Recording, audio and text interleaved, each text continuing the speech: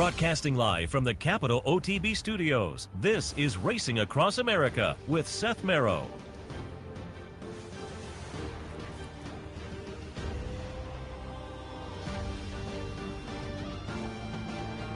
Good morning. Welcome to Racing Across America, and again, it is one of those Sunday mornings where it's racing around the globe as we are in the midst of the ARC card from Longchamp this morning. There'll be some more nice Group 1s coming up a little bit later on, but in just a couple of minutes, it will be the Group 1 Prix de l'Arc de Triomphe over at Longchamp in France, a mile and a half on the turf.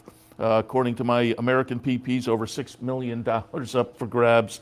Tarnawa is currently the choice at 5-2. Hurricane Lane, the number 11, and Tarnawa is number 4. Number 11, Hurricane Lane. Excuse me, it's 7-2. Both of those look logical. Adayar, the number 10 horse to me, is very playable. You're getting 4-1 there. The Charlie Appleby runner coming out of a win last time at Ascot in July. If you're looking for a price, and I was kind of, before we came on the air, just looking around and seeing, where's maybe one that's intriguing, because I agree with all these. Tarnawa, if you were watching just before we came on the air, they were talking to the trainer. I guess the conditions of the ground are maybe going to be a little bit of a concern. Hurricane Lane has done well over soft and off-going. Adayar has done well. So the 10 is probably the one that's really attractive to me. But again, if you're looking for a little bit of a price, I thought the number 9 Baby Rider, 60-1. I thought that horse coming off a win right here at Longchamp, not a win, a close-up second place finish at Longchamp most recently, September 12th. I thought that one could be a little bit interesting if you wanted to play around and shop for a price. 5 times in the exacta and 7 lifetime starts. A son of Glen Eagles, so I thought maybe the 9 Baby Rider was one you could put into your mix and potentially have a little fun with. So I guess I'm kind of 10, 4, 11, and 9 in here in the ARC, and they are, as you see, parading down the course. It was kind of fun. As you saw again before we went on the air, they had a lineup of jockeys who have previously won the race, and it was fun to see some familiar names, even for those of us over here. I mean, they were international level names. Obviously, a huge day of racing internationally, as you can see the crowd, and always one of the top Group 1s in the world, year in and year out. And we do get some Breeders' Cup runners that come out of the ARC, but it always seems like they're maybe a little more pointed to the ARC than they are to the Breeders' Cup, understandably. And the Breeders' Cup almost becomes an afterthought, believe it or not, but that's the way it works out. We'll see how it plays out this year. Who comes out, and then in the next couple of days, we'll get word whether they're headed here or not. Again, given the condition of the course today, I'm not sure that's going to play into Del Mar in a few weeks, regardless of the performance this afternoon. It's going to be interesting to see how it plays this afternoon. Some of these horses will very much like it, and some still may be a question mark. But we are only moments away from, again, the ARC. Coming up also before the end of the program today will be the Prix de l'Opera for the Fillies and Mares, another Group 1 that is always important on the schedule over in Europe as well, and that'll come out. That'll run at about 10:50, I believe. In the meantime, we'll go to the ARC in a moment and take a look at that live. Then we'll come back and we'll do some recaps of the really nice stakes action yesterday across the country. We have some stakes from Churchill and Santa Anita. But in just a few minutes, we'll also be joined by Dave Grening, the New York correspondent for the Daily Racing Form. Wanted to go over the stakes yesterday at Belmont, which included, of course, the Woodward and the Champagne. And then we'll also toss in, there was a couple of 2-year-old stakes on Friday out at Santa Anita that may be worth looking at. And there was some nice, just with the French races, I didn't really have time to pull up some of the other races from yesterday in, but there was some nice stakes races at Laurel yesterday too, and some 2-year-olds on the turf that might be worth watching and looking forward to moving forward. So again, we'll look at a number of the stakes from yesterday though in recap, and as I say in a little bit, we'll also be joined by Dave Grening from the Daily Racing Forum. But now, why don't we send it over to Longchamp and just take a look and a listen to the lead up of the Arc. We will watch the Arc itself, and then we will be back to continue on this Sunday morning racing across America. Stay tuned. The trip very well and was very impressive. Has she been training since her kind of disappointing performance here in Longchamp? Yeah, no, everything's been good. She's been very good, very fresh, looks very well. Her course very tight. Listen, she had the run 3 weeks ago, so that should be an advantage to her, especially in this soft ground. And a word on Broom with Yutaka Take in the saddle? Yeah, Broom, great to have Yutaki over here. Great to have him in the race. He's a very consistent, straightforward horse. He's form with soft ground, stays the trip well, and he seems to be in good form. So, no, delighted that he's here. It seems to be a competitive race, and of course the ground is a question mark for almost everybody in that shape. I think so, always is. It's where everyone wants to be this weekend, and the Arc is always super competitive. All the horses from the different ages, distances, they're all here, and it's just before the winter starts, and it's always a very hard race to win. It's great to be here. Thank you very much. Aidan O'Brien trains Snowfall and Broom. Yeah, Aidan's won it twice before, of course, with Dylan Thomas and with Found, and we saw a good Japanese contingent there in the crowd as well, looking on, which is great to see. We welcome them. Just speaking of the Japanese, we haven't really talked about Chronogenesis, and this 5-year-old mare falls into that 5-year-old mare category as well.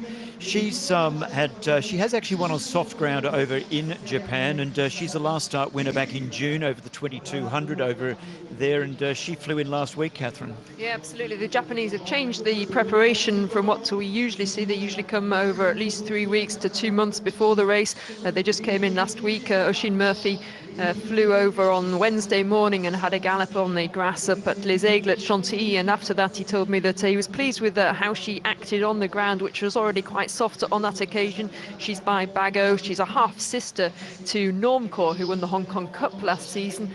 She's got plenty of talent. She's a Group 1 winner, 4-time Group 1 winner from 10 furlongs up to 2,500 in the Ara-Mackinnon, which is the huge race in Japan over Christmas time. So could she be the one, Mike?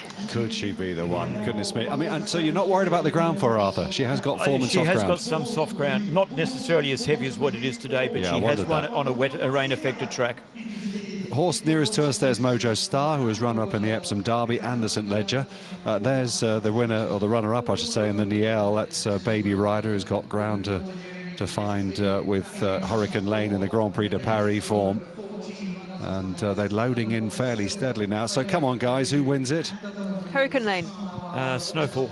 I think Snowfall as well, but I think Hurricane Lane is cast iron to get placed. I'm putting him in as the danger, absolutely. Yeah. Well, let's find out. Great race. It is a fabulous race. Sit back and enjoy in the company of Ian Bartlett. And while we hand to Ian, let's find out what he fancies to win now.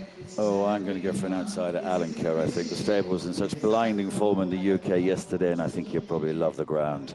But we'll soon find out. Tanawa is about to be pushed forward. Here she is. She had a little bit of a set 2 at the moment with the Stalls team. Christophe Simeon on board. Only had 2 runs so far this season. She won on this day 12 months ago. Shorter trip, the Prix de l'Opera, over 2,000 meters. Check jacket there is Broom, one of Aidan O'Brien's runners with Yutaka Take on board. But a 5-year-old mare, Tanawa, just making the Stalls team work for a while, but now she's gone in quiet as the lamb in the end. So she is lined up, and Adiyar in the all royal blue colours of Godolphin is the other one to come forward and take his place. So we have a fantastic race in prospect here. 2,400 meters, a mile and a half for the Qatar Arc de Triomphe. They break away. Hurricane Lane and Adiyar and Alan Kerr, the first ones away. Mojo Star against the running rail as well. You'll spot Rabiar in the blue and white colours dropping in at the rear of the field to be the back marker as they begin to settle down. Chronogenesis red cap is deep on the course at this stage. Tanawa green colours, she'd be about 7th or 8th against the running rail. So early on, Mojo Star against the rails. Ahead of him is the check jacket of Broom, splash of white on his face, as also there is for the light blue jacket of Alan Kerr. Oisin Murphy has kept Chronogenesis, the 5-year-old mare from Japan, on the rider picture red cap. She's bang up with these leaders. She is wide of them, though. All blue colours is Adiyar. Behind him is stablemate, a white cap of Hurricane Lane. Green colours of Tanara against the rails. Further back then, Torquedo Tasso. It's a yellow, red and black jacket and a black cap. Then Deep Bond, blue and red colours. Spot the white bridle, one from the right. Extreme right of this picture is Sealaway up on the outside in yellow and green colours. Bubble Gift, nose banded red sleeves, and Baby Rider in dark green and pink to the back of the field. Rabihar, who's dropped in past a few. She's be about fourth last at the moment. Just ahead of her is Snowfall. Ryan Moore in the purple and white colours. As now William Buick has taken Adiyar through to the lead as they're turning past the halfway stage and beginning the run to home. Chronogenesis, the red cap in second. They've moved away from Broom in third position. Alan Kerr in fourth and Mojo Star is next. Torquedo Tasso behind those. Hurricane Lane right up on the outside of Tanar and Deep Bomb behind these. Snowfall begins to make a little bit of progress past Rabihar. Sealaway is next, and then Baby Rider. And Bubble Gift is at the rear of the field. They're already in the full straight and beginning the journey on towards home. Comfortably in front for William Buick. Adiyar leads the arc field. Chronogenesis, she's in second place, and Broom in third. It's getting tough for Alan Kerr, ridden along a little bit. Then Mojo Star and Torquedo Tasso. Behind those, Hurricane Lane. Deep Bond on the right, and Sealaway also making progress. So now we're going to need a little bit of luck in running here. But Adiyara's lengthened. Look at this. He's gone on by 3 or 4 lengths here with William Buick. Second position, Chronogenesis. Tanawa coming against the rails. Hurricane Lane, the leader, stablemates moved into third. Snowfall coming. Torquedo Tasso running a big race. Now Adiyar is paddling in front as Hurricane Lane comes to join in. Tanawa between the two. Torquedo Tasso on the outside in the yellow jacket has a fantastic chance. 3 in line as they come to the line for Germany. Torquedo Tasso's won it. Tanawa second, Hurricane Lane, Adiyar behind those from Sealaway and Bubble Gift and Snowfall and Chronogenesis. Alan Kerr was next, and then Mojo Star. Rabihar behind this from Broom. Then came Baby Rider, and the last one home was Deep Bond. A sensational victory for Germany. Torquedo Tasso on the outside has gained a very narrow success at huge odds in the Qatar Prix de l'Arc de Triomphe. Second is very close. It looks like it might just be Tanawa in the green, the white cap of Hurricane Lane. It'll be a photo between those. Adiyar number 10 is next, and Sealaway heading the remainder. But a fantastic success for Germany here. Torquedo Tasso is the winner. Oh my goodness me, we cannot believe this. I don't think anybody can. Torquedo Tasso, trained in Germany by Marcel Weiss. 70 to 1. 70 to 1 winner of the 2021 100th Qatar Prix de l'Arc de Triomphe. René Puchaluk in the saddle. And we have Fanny with some reaction. Fanny with some of the stable staff. Katja cannot believe her eyes. Their team, very young trainer, Marcel Weiss, has only been training for a year and a half, I think. Congratulations, you've just won. Thank you. You can't believe it coming this morning. Thank you very much. I can't believe it. I can't find no words. So, Wenn sie angekommen ist heute Morgen, yesterday in the evening, 8 o'clock, and sleep very well and eat and.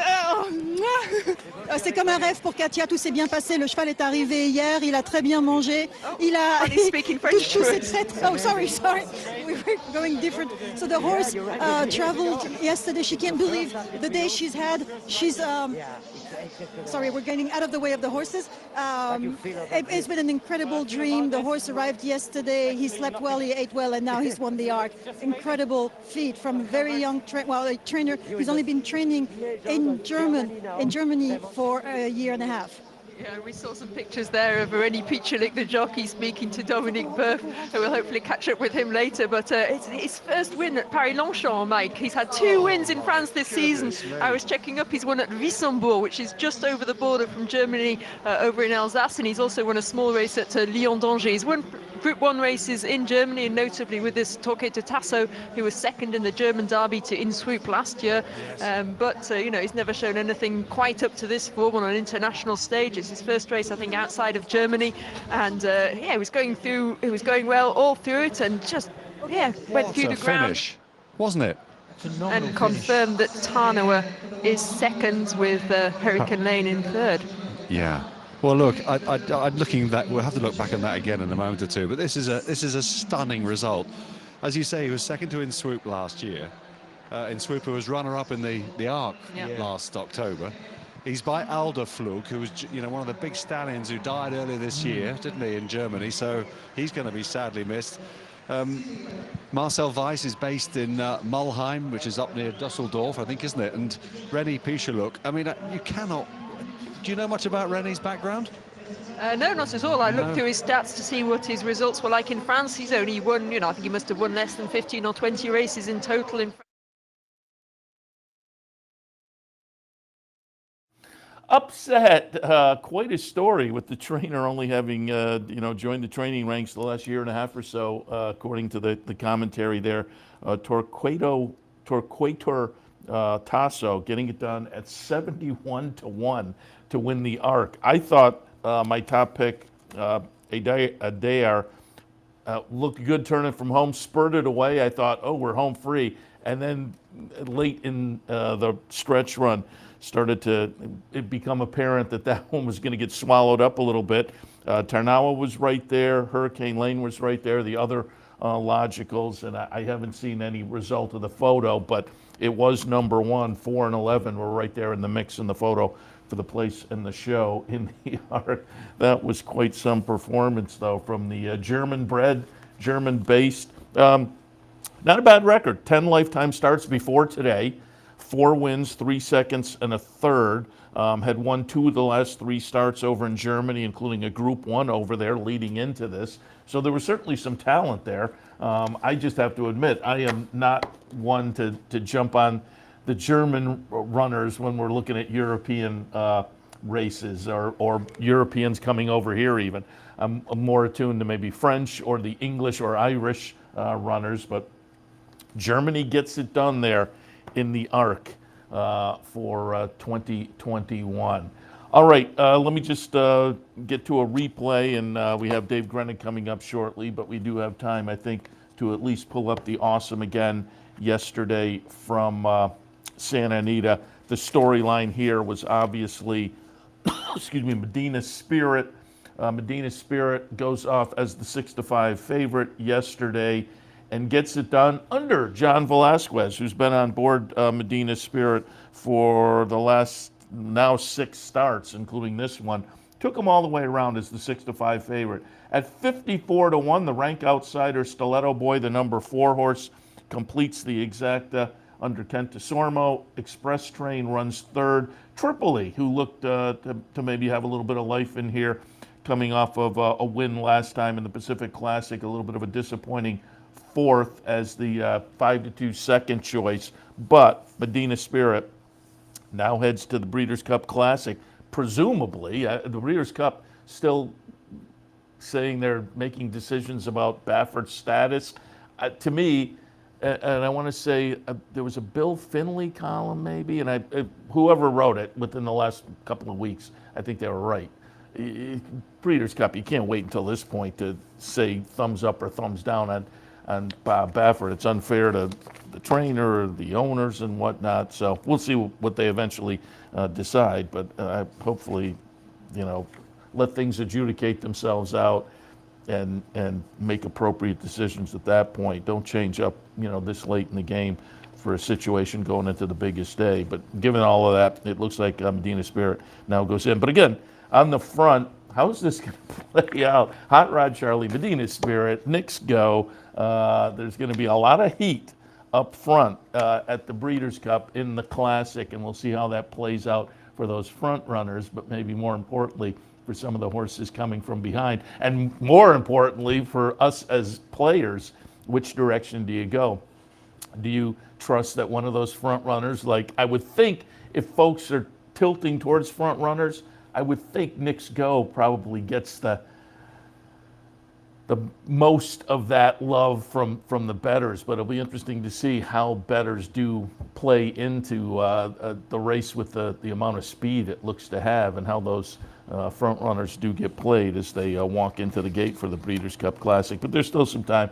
Things can still shake out. We'll see how that all happens over the next few weeks. Medina Spirit yesterday, a 107 buyer, so heads to the Breeders' Cup with a legitimate number to be one of the contenders in the big race coming up in a few weeks. As I say, John Velasquez on board, so it's fun to see Johnny V ship out and win the big race on Saturday out at Santa Anita. All right, we will take a break. When we come back, we will be joined by Dave Grening from the Daily Racing Form, New York correspondent from the Racing Form. We'll get Dave's thoughts on some of the action yesterday at Belmont and beyond.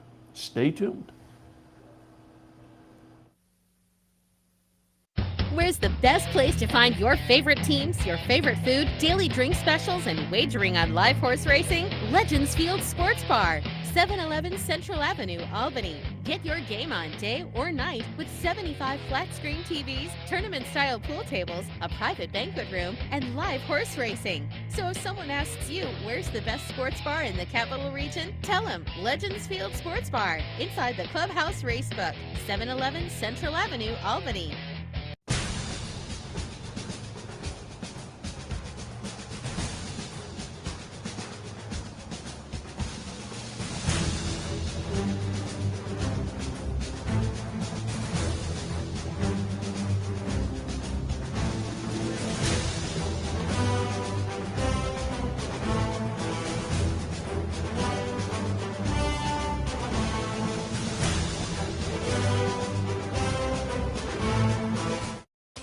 Capital OTB is now streaming live on Roku.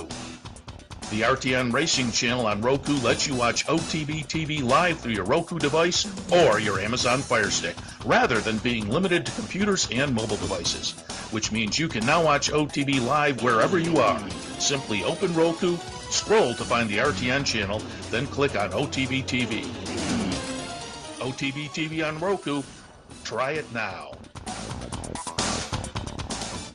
Happy to be joined now by Dave Grening, the New York correspondent for the Daily Racing Form. We'll talk a little Belmont action and beyond. Dave, good morning. Morning, Seth. How are you? Very good. Happy to have you on board to talk about the big day yesterday. Maybe we'll also do a little preview this afternoon because there's some interesting entrants today as well. But why don't we kick right off with the Woodward and kind of work our way backwards.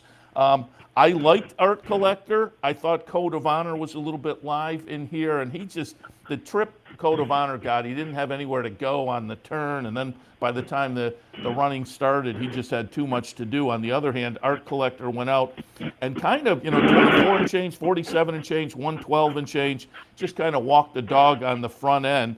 But all of that said, now 3 for his last 3, including the stake up at Saratoga, the Charlestown Classic, and the Woodward. And it sounded from Bill Mott, reading your article, your follow-up article in the DRF, it seems like they're thinking Breeders' Cup Classic next for this one. What were your impressions of the Woodward?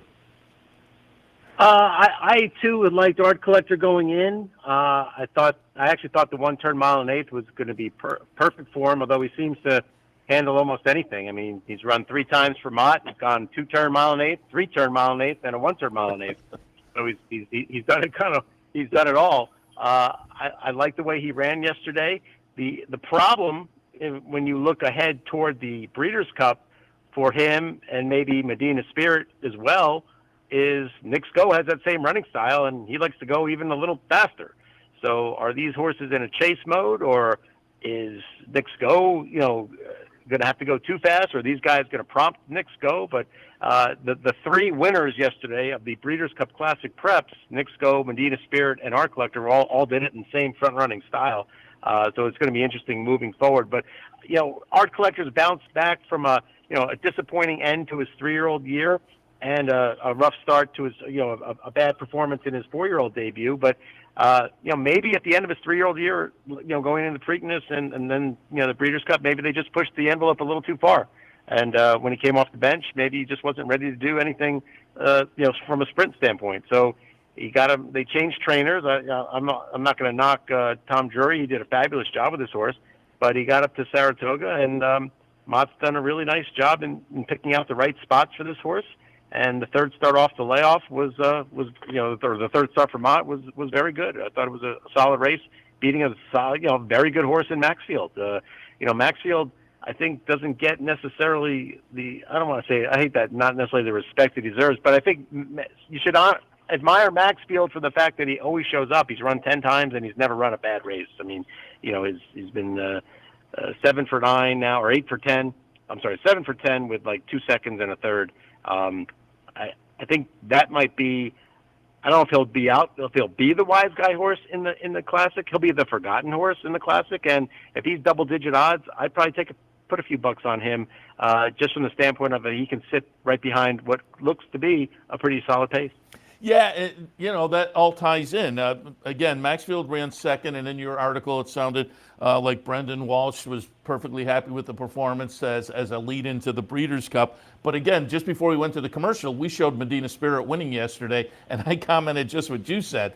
There seems to be a lot of speed shaping up for that Classic, which maybe plays into Maxfield, because you go to the Stephen Foster, kind of sat off and got the stalk and pounce trip there. And in the last two, he's been behind some quality speed. I mean, in the Whitney, he ran second behind Nick's Go, and yesterday ran second behind the Loose on the Lead, as I say, Walking the Dog Art Collector, who, by the way, got a solid 107 buyer in the victory yesterday. But the pace scenario in a few weeks may play into Maxfield's hands.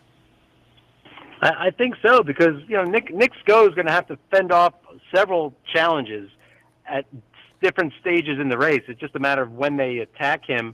Between Medina Spirit and maybe an Art Collector, or Hot Rod Charlie and Essential Quality. I mean, those horses don't necessarily come out the back door. I mean, Essential Quality, what gives him an edge is that he's done it no matter any type of style, and I think he can sit back and be just as effective from off the pace as he can from on. In fact, I think he probably prefers it. So, and then you also have Hot Rod Charlie. You have Max Player, who's improved by getting involved in his races earlier.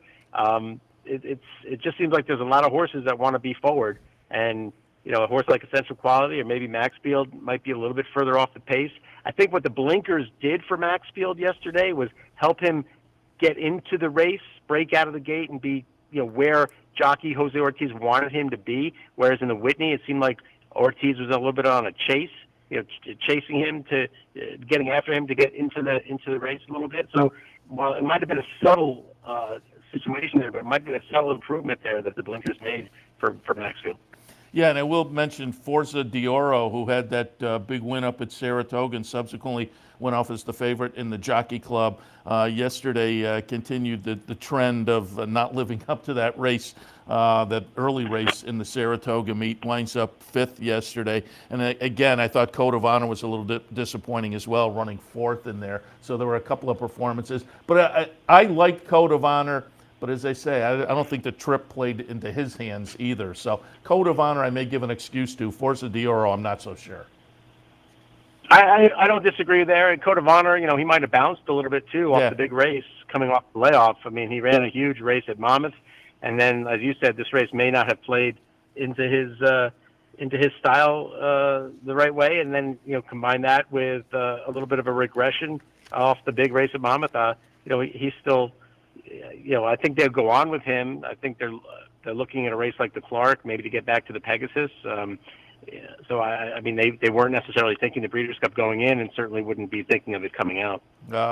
One race earlier, the Belmont Turf Sprint Invitational, and it looks like Wesley Ward may be loaded going into Breeders' Cup Turf Sprint territory because he has another one that seems live. Arrest Me Red, a 3-year-old coming off of a stakes victory up at Saratoga. I was a little bit surprised this horse went off as the favorite at 2-1, but I say that when I handicapped the race yesterday on our handicapping show earlier, I had picked Therapist, and I don't normally like horses like this that cut back to turf sprints. I think turf sprints are more of a specialty, especially at the stakes level, but I don't think any of these jumped off the page that way. But maybe being kind of lightly raced, and from Wesley Ward coming off a turf sprint stake up at Saratoga, maybe this one had the potential to go into that category, and I think that's what he did yesterday. So Arrest Me Red, as I say, adds to the turf sprinters for Wesley Ward.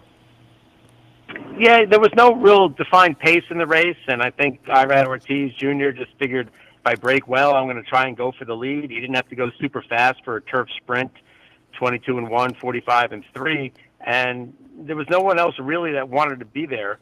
Gilsman was forward, but I don't necessarily know that that's Gilsman's best style. And everyone else was sort of having it come out of their better style. I think Pulsate and Chewing Gum prefer to come from well off the pace, and they might have had it been a little bit closer, might have been had it used a little harder to get to their position, and then couldn't give you their, kick that they normally do. I think the disappointment to me was maybe back to his roots. I was expecting a step forward off his return, but Arrest Me Red, I just think took advantage of this pace scenario, and smart ride by Irad Ortiz Jr. He's undefeated sprinting on the turf. He's 4 for 6, but he's 4 for 4 sprinting on turf. And this was his first graded race. I think it's going to be another level that he's going to have to take it to in order to be a factor in the Breeders' Cup. Wesley Ward, as you alluded to, has a couple other ones, Golden Pal and Campanelle, the filly. They're both scheduled to run at Keeneland in the coming weeks. And if they perform well there, then they'll move on to the Breeders' Cup. So Wesley could have 3 in the turf sprint, which is 5 furlongs. Again, this was a 6 furlong race. That one's going to be 5. I don't know if that helps or hurts Arrest Me Red, but like I said, he's undefeated sprinting on turf. A 100 buyer figure for Arrest Me Red yesterday. One of the highlights that I think folks were waiting for yesterday was the Champagne. There was 5 in there. I think you could have pointed at and had maybe an equal level of confidence. Command Performance, maybe you had to hope for an improvement, but I think that was not out of the question. And in fact, we saw that from Command Performance yesterday. I went with my Prankster. A little bit disappointing, though, running 4th in here. Gunite also disappointing, running 5th. But no disappointment for Jack Christopher, the number 3 horse, as we see running away here. Chart margin winds up to be 2 3/4. As Command Performance does run well late, with only the debut second-place finish under his belt, he becomes an interesting runner for Pletcher, Rapoli and company. But Jack Christopher looked really good yesterday, a 93 buyer. Your thoughts about the Champagne? Yeah, he did look good. If you're looking forward into, say, the 3-year-old picture, I think I would want Command. If you're trying to figure out if any of these horses are classic-type horses, to me, Command Performance might fill the bill. I don't think anybody else does. Jack Christopher is a nice horse, and can he maybe stretch out to get the mile and 16th as a 2-year-old because he might be a little bit more precocious? Yeah, but I think in the end he'll wind up being a one-turn horse, and for the Saratoga meet next year, if he's running in the H.L. and Jerkins, that's the race I would think he would wind up. If he's still performing at this level. It was a nice performance by him. He stalked the pace, overtook Gunite when Gunite sort of just folded his tent, and then held off Command Performance. The thing that I'm a little concerned about is that the last quarter was like 26, and that's not going to cut it in a race like the Breeders' Cup Juvenile. So maybe he got a little, maybe he waited a little bit when he made the lead. I'm not sure, but it was a nice race. He's gonna have to step it up even more to be competitive with what I saw in California from Baffert's horse on Friday. Yeah, and it was interesting, your follow-up article. You mentioned a Chad Brown runner from a couple of years back who went into the Breeders' Cup as a maiden in a similar fashion, actually. Good Magic, and maybe Command Performance will follow that path.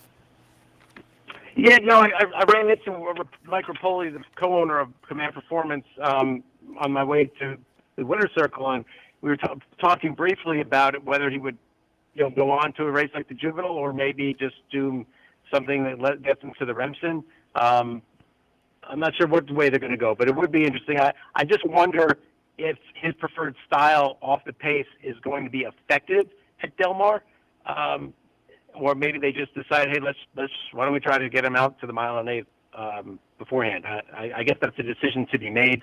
Todd Fletcher was in, visiting his daughter at college yesterday, so didn't get a chance to speak to him. But I would imagine if there are 2 that come out of here, it would just be Jack Christopher and Command Performance, but more likely, I think, just Jack Christopher. A little bit earlier was the Miss Grillo. McCulloch was certainly the horse that folks were looking at, but winds up running 3rd in here.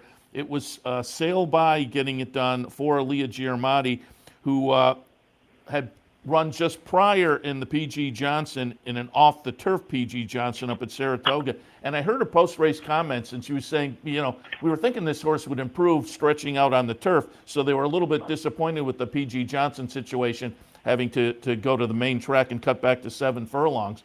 But it does look like Sailed By appreciated the 2 turns yesterday. At 12-1 gets it done. Kinchin runs second. McCulloch runs third in here. Again, your thoughts on the Miss Grillo?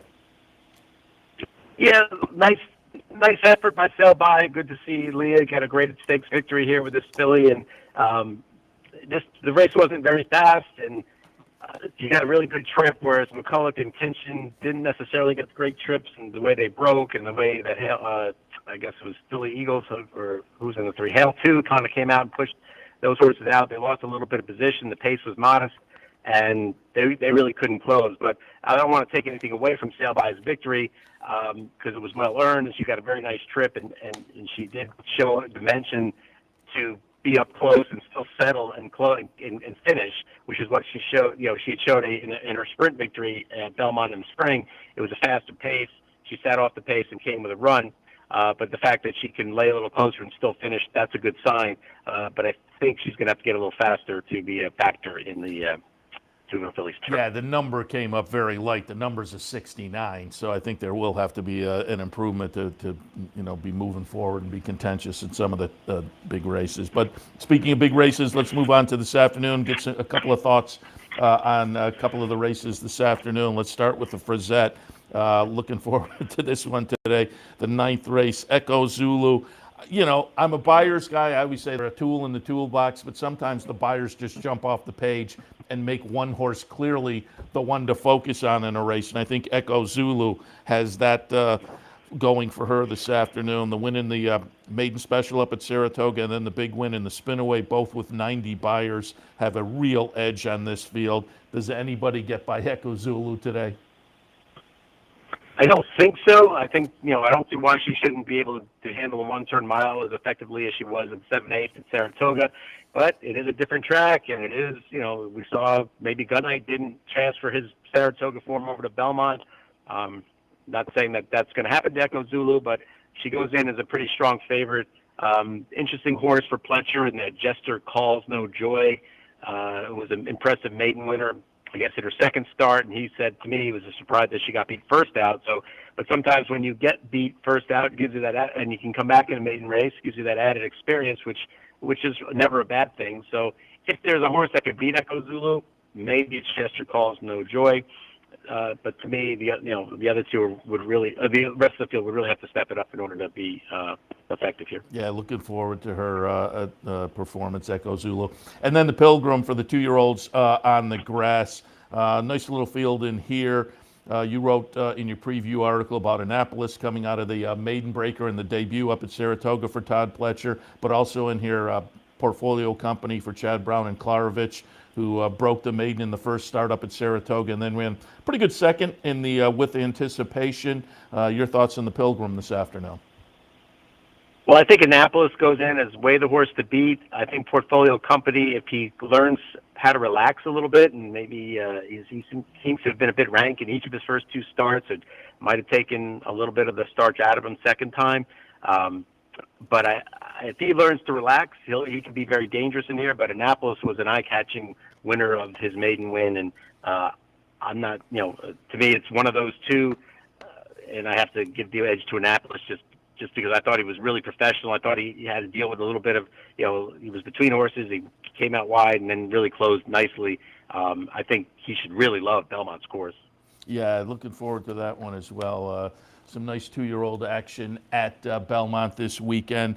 But I wanted to also, before I let you go back to last weekend, because you had coverage of the Pennsylvania Derby card down at Parks. I know you were down there, and appreciated your coverage. Daily Racing Form, the hard copy, drf.com. And I just wanted some thoughts on some of it was a great day of racing, and hats off to Parks, because they got great fields, and more importantly, a lot of the performers lived up to their expectations, which is always fun. But some thoughts on Clairiere, Jackie's Warrior, who was spectacular, and of course Hot Rod Charlie. Yeah, well, Jackie's Warrior, when you talk about a prep, that's what that was. It was it was an easy race. He had, Steve Asmussen had mentioned about going to the Vosburg, but I know that he'd kind of told me and kind of swore me to secrecy not to put out there that he wanted the Gallant Bob, just because he didn't want to sit on him until the Breeders' Cup, but he wanted as easy a race as he could potentially get, and I think he found that a paid workout in 108 and 4. He's just a really cool horse, and we're going to take a really tough. It's going to be really tough to beat him in the sprint. Although Dr. Chanel yesterday at Santa Anita was eye-catching as well. Clairiere got her grade 1. There was no Malafat. There was now she's got to step up against not only Malafat, who's beat her several times, but Latruska and some of the other older fillies and mares. I think it's going to be tough for the 3-year-olds to beat the older ones this year. And then in the Derby, look, Hot Rod Charlie and Midnight Bourbon, they were the weight class of the field. The one thing I did not get, I know this sounds like redboarding. I am a Speaker's Corner fan, but I could never have bet him over those two. And he was by 10 cents to the dollar. He was a shorter price than Midnight Bourbon. And you have to factor in your handicapping the experience and the level of competition that Midnight Bourbon and Hot Rod Charlie were facing all year long and delivering time after time. It was a 2-horse race to me, and the Hot Rod Charlie, they decided to go to the front, which I think you have to give him a little bonus point for that, because that wasn't the style that was winning at Parks that day. It was mostly off the pace types. Yeah, he still does that thing where he got out a little bit at the top of the lane. Not great. You really can't give up anything in a race like the Classic when you got to step up against olders. But Hot Rod Charlie is a serious horse. Midnight Bourbon will not go on to the Classic. I think they're going to treat him a little bit like Gunrunner and focus on his 4-year-old year. And if he could have half the year Gunrunner had at 4, it'll be pretty special, because Gunrunner had a terrific 4-year-old season. But Hot Rod Charlie already back in California at Santa Anita with Doug O'Neill, and provided he's healthy, and he'll be a factor in the Classic too. I wanted to touch on one more race, the Parks Dirt Mile, because that was, how about, if you played Silver State like I did, you were headed to the window, you were headed to the bank with your money, and then Mind Control just said, no, it's my day, and Mind Control just a comeback effort like you don't normally see in a 104 buyer. That was a really nice comeback from Mind Control in the Parks Dirt Mile. Mind Control is one of the more underappreciated horses. Yeah. He's another one. He's had a few clunkers on his form, but when he's right, he brings it, and he does fight. He does not give up easily. I mean, the one race he won at, I want to say it's a Tom Fool, but I might be wrong. It could be the Toboggan last year, early, at Aqueduct, when he looked hopelessly beaten, and he came on and got the job done. And again, he looked like he was going to lose this time to Silver State, and what was going to be a good performance for both horses. And then all of a sudden, I don't know if Silver State kind of eased up. That's what Ricardo Santana indicated, but you can't do that against Mind Control, because he'll fight you. And the good thing for Mind Control is he proved he could go 2 turns. He hadn't tried 2 turns since the Breeders' Cup Juvenile, which, in addition to just probably not being good enough, he'd gotten a little temperature when he first shipped to California, and it was was not ideal. But he showed he could get the 2 turns, very key. And they'll be. I guess there'll be factors in the Breeders' Cup Dirt Mile, but they have to run into a little horse named Life is Good, who that same day at Belmont when I was down at Parks, put on a show in the Kelso, and he'll be fun to watch in that Dirt Mile. Yeah, the second half of the year is shaping up very, very nicely. The 3-year-olds have come to the fore in the various divisions, heading to the Classic and the Sprint with Jackie's Warrior. Flightline, I guess they're going to bypass the Breeders' Cup, but head to the Malibu. The Malibu may be interesting at the end of the year this year. And I just wanted to touch on one more, because you mentioned how Mind Control may be a little underrated. I think another horse from last Saturday at Parks, not necessarily underrated, but may just be because of racing mostly at Parks, under the radar for folks. And that was Chubwagon, who just an incredible win machine. After last weekend, 11 starts, 10 wins. And so I wanted to toss Chubwagon into the mix. And I'm just wondering, down at Parks, did that horse get some special love? Yeah, you know what? She's a fan favorite, no doubt down there. So yeah, when she got that victory, there was a lot of cheering going on, and it was nice for the locals to get one of the bigger races. And she was she's fun. She's a fun filly, and I think they're going to put her away and then plot out her 4-year-old campaign. I don't know what they I don't know what they're thinking now that they. I mean, I'm not criticizing. I don't know what they're thinking of for her 4-year-old campaign. Is she 1 turn? Is she 2 turn? To me, even though she won that race last week, I think she's probably best around 1 turn, and there should be plenty of opportunities for her, whether it's in part, Pennsylvania, if they have any PA bred stakes, Laurel, New York, Monmouth. They could have a lot of fun with her, and it's cool that we would see a filly like her to come back next year after going 10 for 11 to this point in her career. Fun horse. Yeah, I'd love to see her, kind of step out and branch out, because every once in a while we'll get one of these. A little bit parochial where they make their money, and you can't argue going state bred. There have been various horses like this over the years, but eventually to step out is kind of fun too, and see what they can do against, the broader, the open kind of company. Dave, appreciate the visit as always. Again, tell people to catch your work. The hard copy of the Daily Racing Form or drf.com, but we appreciate your conversation this morning, and we will talk again. Sounds good, Seth. Have a good day. Dave Grening from the Daily Racing Form. That'll lead us to a break. We'll come back from the break. I will check. Supposedly there's another race. Yeah, we're looking at about 5 minutes to the next race out at Longchamp. We will see how that will play out. They were a little late with the ARC. But we'll come back and we'll either go to that or we'll do some more replays. We'll figure it out after the break. So stay tuned. Racing Across America continues.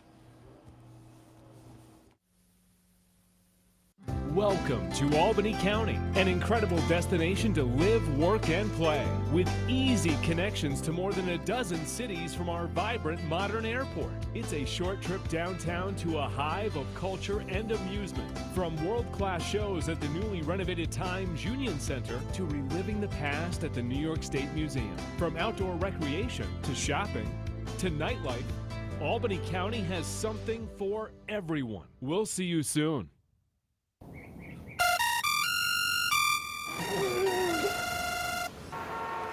Come on. I want sales reports on my desk by Monday. Whoops. My bad. Love racing? RTN brings you every live simulcast on your home television, plus live video streaming and race replays on your PC and mobile devices. To order, visit rtn.tv. RTN, a breed apart. Birdstone is an upside front. They're coming down to the finish. Can Smarty Jones hold on? Here comes Birdstone. Birdstone surges past. Birdstone wins the Belmont Stakes. In front, but here comes High Chaparral. High Chaparral, the defending champ, to take it to Bob. These two arch rivals head to head with Joe Hart bearing down on them. It's going to be a 3-horse photo finish in the turn. Here's the wire. Photo finish. Welcome back to Racing Across America. Again, thanks to Dave Grening for jumping on this morning and going over not only some of the stakes yesterday at Parks, but yesterday at Belmont, but also today at Belmont and last week at Parks. All right, they're on the course for the Prix de l'Opera at Longchamp. Another important Group 1 on the card today. And looking at our odds, and a nice full field of 15. It looks like the number one, I say full field is 15. The 13 is out. So full field of 14. Number one, Grand Glory, taking the action from a 10-1 morning line down to 4-1 now. Frankie Dettori on board this one, coming off of a win at Deauville most recently. A second of 2 wins in the last couple of starts, so comes in obviously in good form. Both of those were over a little off going, so the going today may not be a big obstacle for that one. I thought Babylon, I'm guessing at the pronunciation there, the number 10 horse was maybe intriguing if you're looking for a little bit of a price at 19-1. The last race certainly wasn't encouraging, but it was one of those that looks like enough of an aberration that I think we can maybe count on a rebound to get us in the hunt at a decent price. So the 10 in the mix for me for Andre Farb and William Buick. The 12 also seems an interesting play. Boy, you're getting 24 to 1 there. The 12 horse, you're getting 24 to 1 from a 5 to 2 morning line. I thought the morning line looked a little short off the last race, admittedly, but 24 to 1. So I'll toss in the 1. I'll box up the 1, 10, and 12 and a little exacta here and see if we can get the 10 and the 12 in the mix at a price. So for me, 1, 10, 12 exacta box as they load into the gate at Longchamp. We'll take a look and a listen at this upcoming Prix de l'Opera, come back and wind up racing across America for a Sunday morning. Stay tuned. Villa Spain, Christopher Head, the Head dynasty. Christopher's the son of Freddie Head, and he's just in his 2nd year, I think, of training, maybe his 3rd year, but this is his flagship horse. And what is a sizable pool has come in from 9.1 as the opening quote was touching favouritism at 5.2 at one stage, back out to 5.3. The money's come for Odeira, who's now the favourite in what is a seesawing market here. The original favourite in the race, Grand Glory, is out to 6.8. Yeah, quite a lot of movement, isn't there? Yeah, there's a lot of movement here. The main chances here are numbers 1, 5 along with 7, and then we've got horse 9 well in the market, the German Oaks winner, and Sibylla Spain. The thing about Sibylla Spain is, as Catherine mentioned, gets out in front, but in that race, the Prix d'Anne, she actually was headed at the 200 and fought on. She came again and drew clear again. She's got a big heart, and with that big lead last time out, she certainly is well here and suited to this race. It'll be an interesting contest. I know the Connections have a very high opinion of her. Bergerita's gone in. She'll love the conditions today, but she is drawn wide, so not ideal for her. Rougier going forward, 5th in the Prix de Diane. Listen, there aren't too many more to go. Let's join Ian for the Prix de l'Opera Longines. And Bergerita is the last one of them to go forward, so they have a mile and a quarter, 2,000 metres to race over here.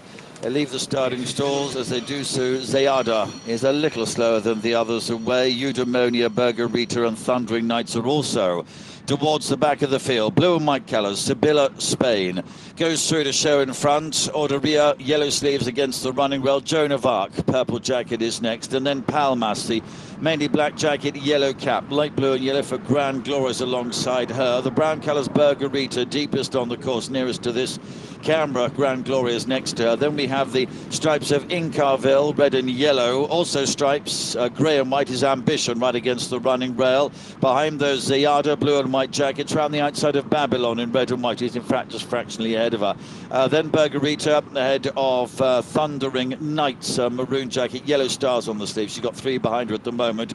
Rougier in yellow and green. Ecat, the green cap, and Eudaimonia is at the rear of the field. So they begin the run on towards home and head down, approaching already the halfway stage. Olivier Pellier on Sibylla Spain has moved through to a 2, maybe slightly longer lead over Udaria in 2nd place, and Ambition is a length and a half back in 3rd. There'll be 2 lengths off those to Babylon, Joan of Arc and Palmas, all raced in line. Behind those is Incarville, red and yellow striped jacket, and Grand Glory, the star in her head, the light blue and yellow jacket. Bergerita, Thundering Knights are either side of Zayada. Rougier comes next, and then comes Ecat and Eudaimonia at the back of the field. But at the head of the straight, it's still Sibylla Spain. Blue and white colours, she moves along comfortably in front. Ordaria in 2nd place. The yellow sleeves try to get after her, but it's 2-3 lengths behind in 2nd. Then Incarville has moved into 3rd. Grand Glory behind these and Ambition. Zayada making progress on the extreme right. Rougier is picking up strongly. But look at Odoya and Iretz Mendizabal who've come through to take it up. But now from the back of the field, Grand Glory, Rougier, Eudaimonia are all beginning to challenge, and down the centre of the track in light blue, Grand Glory, but nearest to us, Rougier, Grand Glory and Rougier. It's on the nod between them. Eudaimonia's behind those in 3rd. Odaira, Thundering Knights, Zayada behind those from Sibylla Spain. They're followed in by Incarville and Ambition, and behind those was Palmas and Bergerita and Joan of Arc. Ecat is still coming, and Babylon is the back marker. This is close. Nearest to us is Rougier, number 11. Furthest from us is Grand Glory, number 1. The judge will have to split those. I'm not brave enough. Eudaimonia, number 4, was behind him in 3rd. Orderia, number 5, back in 4th. It looks like being right at the back of this field was the place to be. This is very, very tight. I think I just feel as though that the head bobs was in Rougier's favour, but they've posted number 1 on their big screen here. Have they? Grand Glory. But it is very, very close. Oh no, they've just posted photo. Yeah, it's got to be. What do you think? I think Rougier's done this. Yeah, I think so too. She's got the momentum up, but gee, Grand Glory, she loves to be in a photo. It's tight. I mean, Eudaimonia, the handicappers, come from miles back to take third. Yeah, she's a decent enough performer, trained by Edouard Montfort. She's always looked as though she was going to be capable of something like this, but hadn't quite produced it as yet. But yeah, Maxime Guyon, the rider of Rougier, who has been called as the winner. Yes. Yeah, Rougier's got it. Je suis avec Max. And so I'm going to listen to what Maxime's got to say. Oui, bah écoutez, je suis avec Max, il est heureux. Il attendait le développement. Maxime's happy, he's waiting for the photo to be officialised. Écoute, c'est une super pouliche. C'est une des meilleures croisants françaises. Et là, elle met...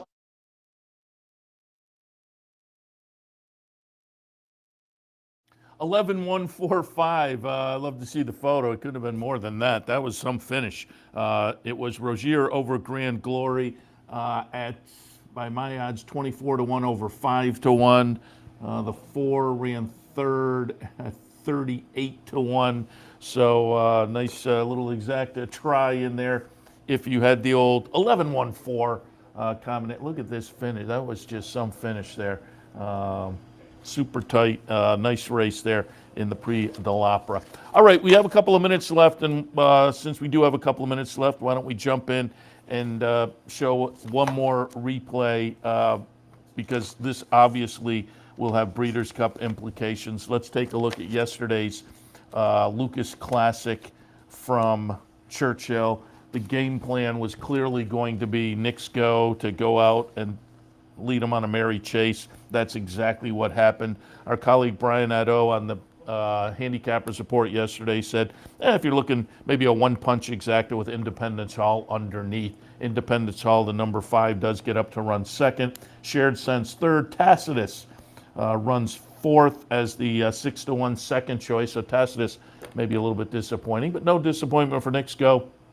Taking them all the way around with a 104 buyer. So again, now heads to the Breeders' Cup off of this race with a solid buyer number and the speed to spare.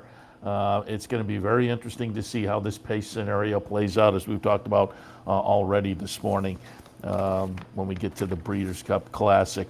Also, do want to note Plainsman won the ACAC yesterday.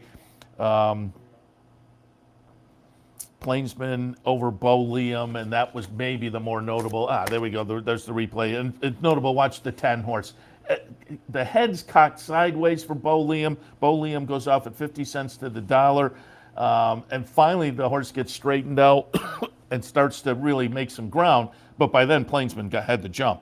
So the Brad Cox trainee with Joel Rosario on board gets the win in the ACAC after the same pair team up, Brad Cox and Joel Rosario, to win the Lucas Classic. So a nice day for New York-based, but down in Kentucky yesterday, Joel Rosario and, of course, trainer Brad Cox as well. Nice day for them on the stakes side down in Kentucky. I was going to mention, and I don't know, I suppose the guys can pull up the replays and we can maybe go a little bit long. We're still fine at this point. But I did want to pull up a couple of 2-year-old races from Friday at Santa Anita, because you would have to think these will both play potentially into Breeders' Cup juvenile races. Being that these were out at Santa Anita, you would think they will play into the situation with the juvenile races at Del Mar. Certainly the boys' version will. The Chandelier is for the 2-year-old fillies. However, the winner will be Ain't Easy, coming off of a maiden victory back on August 21st. Ain't Easy follows it up with a victory in the Grade 2 Chandelier. Who's on board? Joel Rosario, who spent Friday opening day out in Southern California, hops on a plane, goes and wins a couple of stakes in Kentucky. 81 buyer figure for Ain't Easy. She goes off as the second choice at 7-2. The favorite was Grace Adler. Disappoints running fifth. Came out of a nice win at Del Mar last time, and came out of a nice win at Del Mar last time in a stakes race to go 2 for 2. But David Aragona had tweeted out, who we had on the show yesterday, he had tweeted out something to the effect of, even in these kind of races, buyer figures still matter. And she had won the Grade 1 Del Mar debutante by 11 lengths, but with a 74 buyer, which put her right in the mix with the rest of these, so that she went off as the 4 to 5 favorite. Was maybe a little short, I think he was alluding to, and that's how it played out. You know, these horses are still lightly raced, still maybe some upside potential, and Ain't Easy lived up to that. 74 buyer for Ain't Easy in the debut maiden victory, and then an 81 yesterday Friday in the Chandelier out there in Southern California. So there was the 2-year-old win at Santa Anita on opening day Friday on the girls' side of things. On the boys' side of things, clearly this will have some Breeders' Cup juvenile implications, because it was a winner for trainer Bob Baffert. Mike Smith on board Corniche, the number 1 horse here, who wins pretty easily, win number 2 and start number 2. The debut victory down at Del Mar, a win by 4.5 lengths as the 1 to 2 favorite, got a 98 buyer that day. The buyer went backwards on Friday, got only an 85, but what the heck, didn't have to push here. Mike Smith was on board for both of the victories so far, so Corniche now 2 for 2, including the Grade 1 American Pharaoh on Friday at Santa Anita. And as I say, off of these 2 performances, this horse will certainly take a lot of action on Breeders' Cup weekend in the juvenile.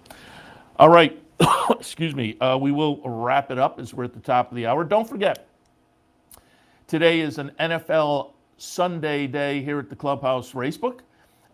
If you wear a jersey, you get in for free. You can potentially win a jersey, put your name on the squares, maybe get a jersey, maybe win a restaurant voucher, but you can watch all the football action and all the racing action every Sunday throughout the NFL season right here at the Clubhouse Racebook, 711 Central Avenue in Albany.